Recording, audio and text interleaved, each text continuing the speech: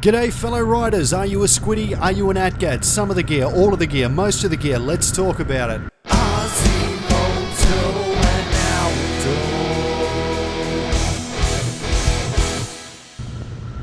Alright friends, thank you so much for joining me. Now the other afternoon it was glorious and I tasted the forbidden fruit. Yes, I was put onto this by old mate over at Chaos Causes. He's got a video where he talks about not wearing all his gear and how free and comfortable it feels to do so. And let me tell you, especially on a hot summer afternoon, he is 100% right. I had to go down to the shops. It's a really short ride, only a couple of kilometres, and I don't get above 60 kilometres an hour. And this is actually how I justify it to myself. And also being this time of the afternoon, there's not much traffic around. And what is around isn't in some crazy rush to get somewhere. As you can see, everybody's polite, everybody's paying a fair bit of attention. There is an exception to that as I'm leaving the car park. Coming out nice and slowly, here's his car, decides I'll have this spot. He did see me in time and he did stop.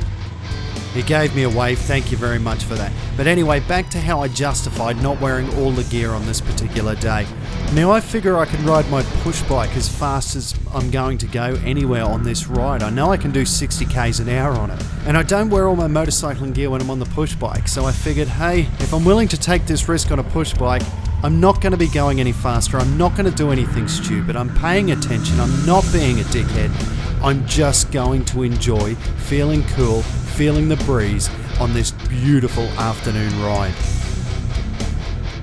But that's about as far as my risk taking will take me regards not wearing gear.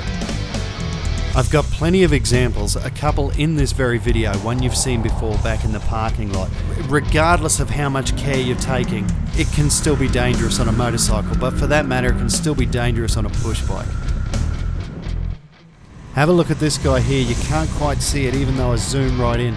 He's on his phone, he's talking on his phone as I'm coming around that corner. I was terrified he wasn't going to see me and he was going to plough out.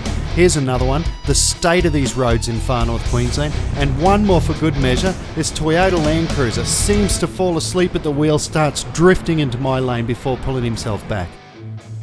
Now you could easily make the argument, and plenty of people do, that at highway speeds, if you were to have a head-on collision, for example with that Toyota Land Cruiser we came across before, then whether or not you're wearing gear is going to make very little difference. The chances are you're going to die if a 2-ton Land Cruiser strays into your lane. But traffic accidents are never that straightforward. Sometimes you get hit, sometimes you get clipped, sometimes they don't get hit at all. However, the evasive action you've taken may still cause you to have a crash. So regardless of how severe or not severe you assume any given crash is going to be, you have to make a decision yourself on how much gear you want to be wearing. My number one goal in making this video was to make sure I'm not trying to tell people what to do. If you want to wear the gear, wear the gear. If you don't want to wear the gear, then don't. I just want to give you my point of view and tell you how amazing it can feel sometimes riding without a big thick textile or leather jacket on.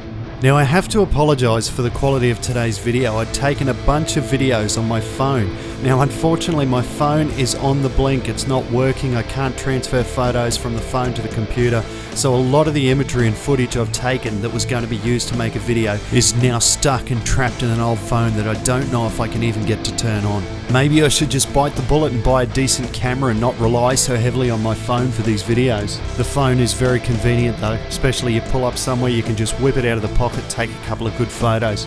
With a decent camera I'd have to have it in the backpack or in the bag on the tail of the bike there to keep it safe. Anyway, I'm about to trickle over 10,000 Ks on the R3, so I'll be doing a very comprehensive review. If there's anything you want to know about the R3, if you've been watching the videos, anything you're curious about, make sure you leave a comment asking and I will be sure to cover that in the 10,000 K ride and review. Well, that's all for today. Thank you so much once again for joining me. Now put your phones down and get outside.